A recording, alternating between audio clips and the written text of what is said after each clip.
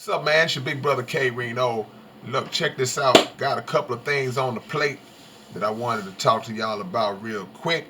Number one, what I'm trying to do, because over the years I get different requests from people asking me, when am I coming to their city? When am I coming to a particular city? And what we do, man, is we get booked to do a lot of shows. And for the general audience who may not understand exactly what booked is, I know a lot of y'all do. I ain't talking to y'all like y'all dumb, because I know y'all not. But some people don't really understand just, okay, what is booked. We get booked, that means people contact us, promoters reach out to us, and they say, hey, man, we want to bring you down to such and such city, or we want to bring you to this particular venue, and blah blah blah. You work out the details and you go and do the show. Now, that's one way. The other way that we do our shows is we create them ourselves, like good entrepreneur Negroes do.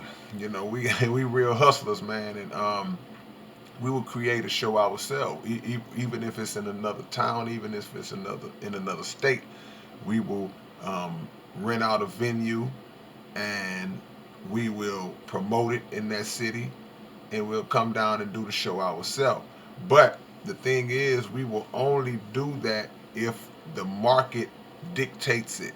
And what I mean by that is, if there's enough buzz in that particular city that makes it worth our while to come out there to get a venue and book it and make it happen, create it for ourselves, then we'll do it. Now, we recently did a show a few months back. We did a show in Colorado Springs, and I had never been to Colorado Springs before, and I'm not really familiar with the Colorado landscape, but people were like, well, man, why didn't you come to Denver? Why didn't you come to Denver? And I had been getting a lot of requests to do shows, do a show in Denver for years, really, literally years. People have been hitting me up asking, um, when am I gonna come and do a show out in Denver? So the thing was, I was like, okay.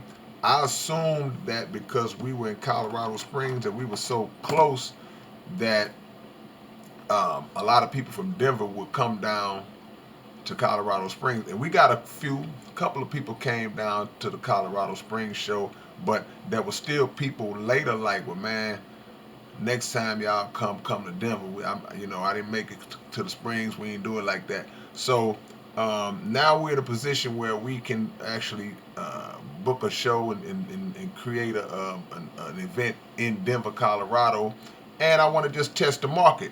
If y'all are watching this, and if you're in Denver, in the area, even if you're in Colorado Springs, you just want us to come back and you'll make the drive down to Denver. If you want to see me and Point Blank come down to Denver and do a show, then hit it up down below.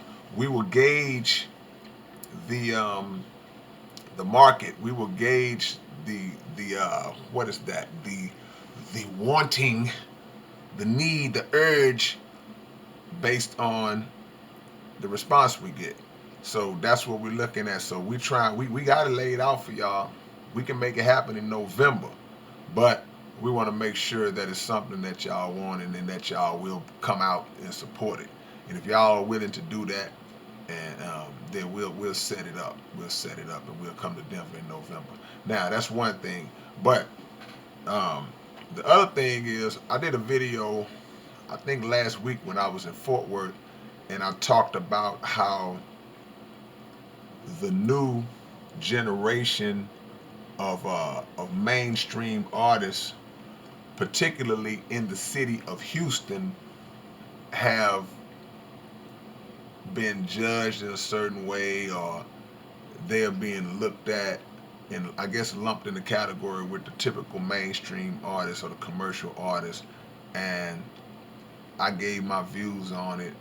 I spoke about um, ex strippers going into the rap game and things of that nature in comparison, and how they're viewed in comparison to how ex drug dealers are received when they go into the rap game. So a lot of people were like, well, man, I thought that you were Mr.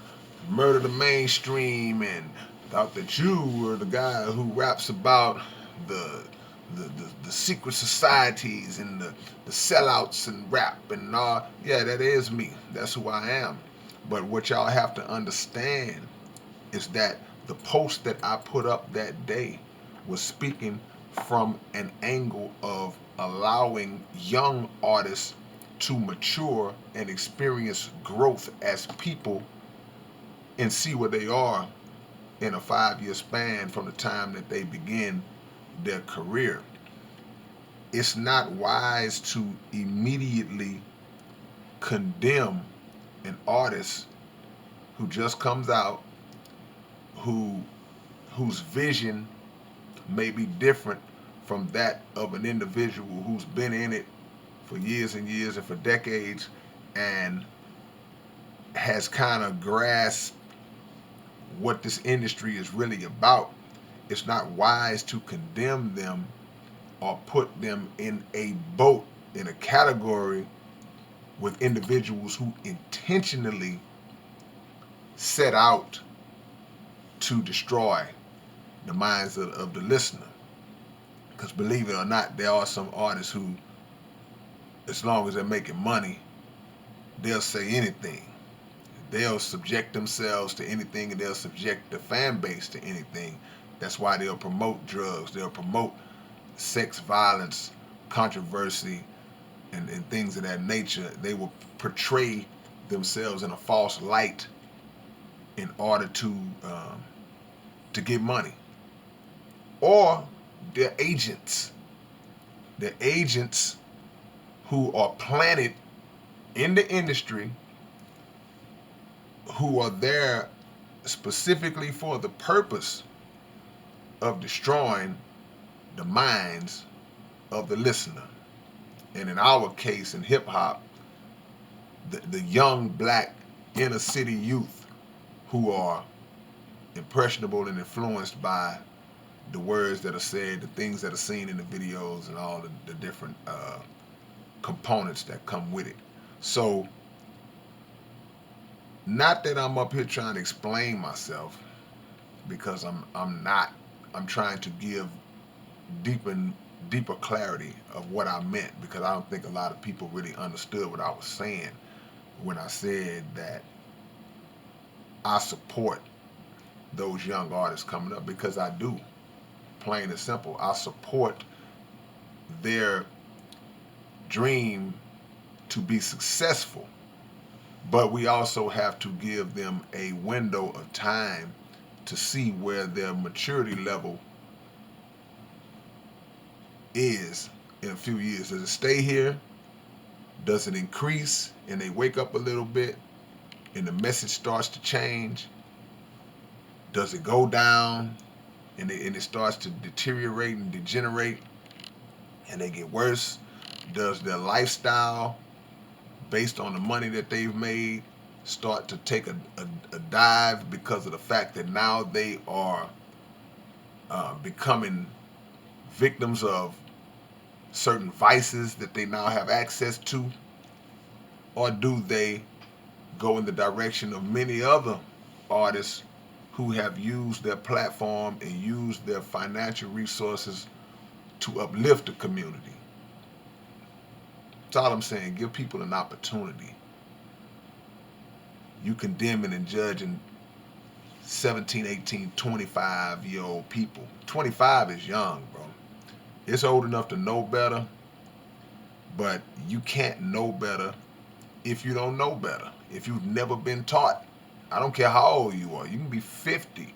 That's why a lot of people at an older age still are set in belief systems that are false, that have been imposed upon us by individuals who seek to deceive us.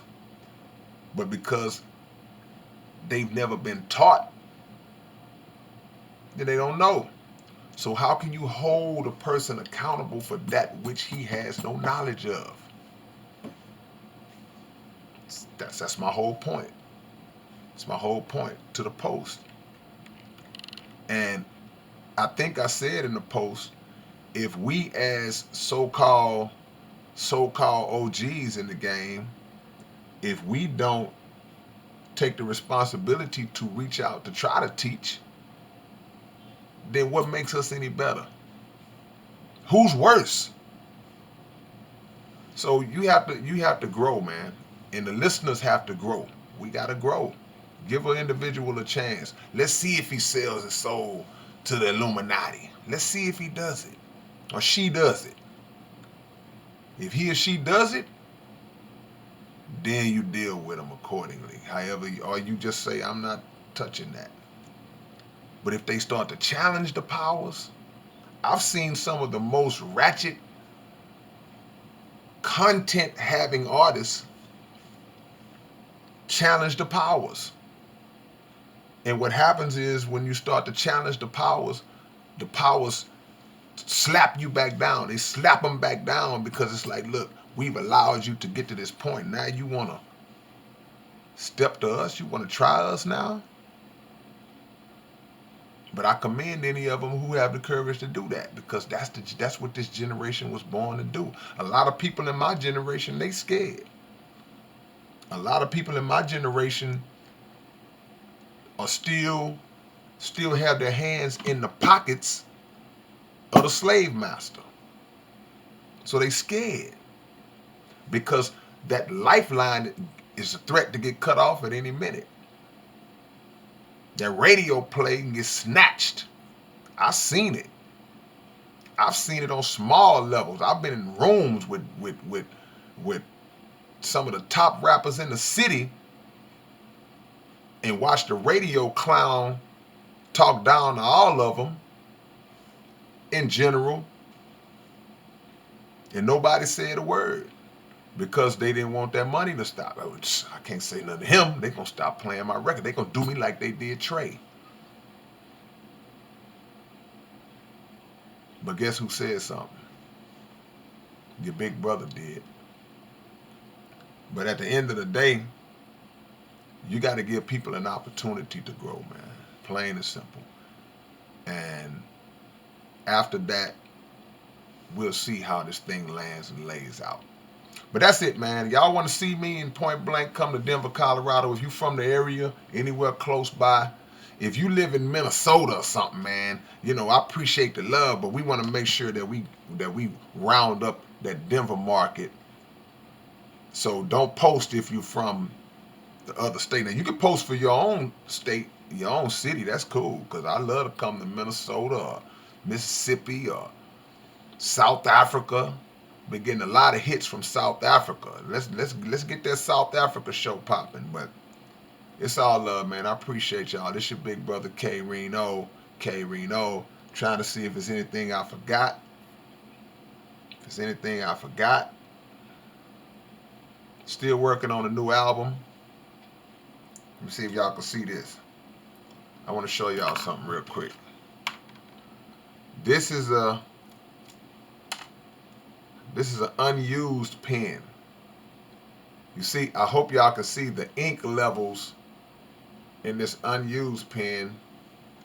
This is the pen I've been using for the new album.